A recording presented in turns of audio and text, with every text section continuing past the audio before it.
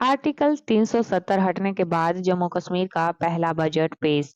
अब्दुल्ला ने अपने बजट भाषण की शुरुआत एक फारसी दोहे से की। पिछले साल अक्टूबर में सत्ता में आने के बाद नेशनल कॉन्फ्रेंस सरकार का यह पहला बजट है। पिछला बजट स्तर 2018 में तत्कालीन पीडीपी भाजपा सरकार के तहत जम्मू कश्मीर राज्य में हुआ था। 5 अगस्त 2019 को अनुच्छेद 370 के निरस्त होने के बाद जम्मू कश्मीर को 2 केंद्र शासित प्रदेशों में विभाजित कर दिया गया था। बजट में क्या-क्या घोषणाएं की गई हैं? जम्मू और कश्मीर के मुख्यमंत्री उमर अब्दुल्ला ने शुक्रवार को राज्य का बजट पेश करते हुए इस बात पर जोर दिया कि क्षेत्र स्थायी शांति की राह पर है। उनके बजट का फोकस युवाओं और महिलाओं को सशक्त बनाने, क्षेत्रीय असमानता को दूर करने और राज्य का दर्जा बहाल करने के प्रयास पर था। बजट में प्रमुख घोषणाएं की गई। बजट में कृषि के लिए 815 करोड़ रुपए का आवंटन शामिल है।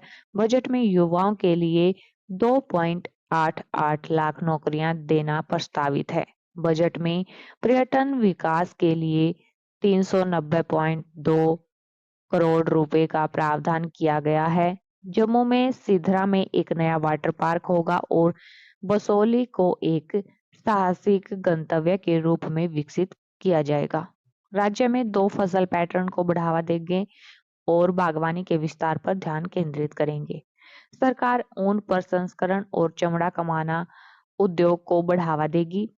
कृषि, पर्यटन और स्थानीय उद्योगों जैसे क्षेत्रों को सशक्त बनाने के साथ नई फिल्म नीति बनाना का प्लान। जम्मू कश्मीर सरकार स्थानीय बुनियादी ढांचे में सुधार के लिए 500 नए पंचायत घर बनाने पर भी ध्यान केंद्रित करेगी। बजट से पता चलता है कि 70% धनराशि वेतन के लिए आवंटित की जा रही है।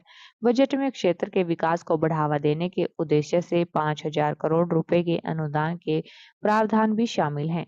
बजट में उद्योग पर भी ध्यान केंद्रित किया गया है, जिसमें 64 औद्योगिक एस्टेट स्थापित करने और मूल्य वरीयताओं की पेशकश करने वाली एक नई नीति के साथ व्यापारियों की चिंताओं को दूर करने की योजना भी है।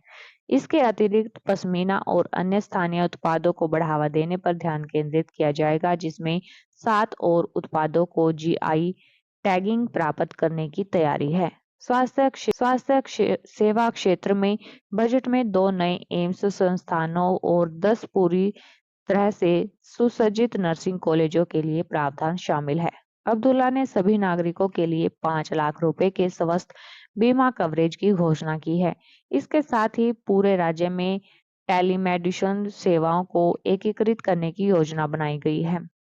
चिकित्सा बुनियादी ढांचे में और सुधार के लिए 3 नई कैथ लैब स्थापित की जाएंगी। सभी सरकारी अस्पतालों में एमआरआई मशीनें लगाई जाएंगी और सभी जिला अस्पतालों में डायलिसिस सेवाओं का विस्तार किया जाएगा।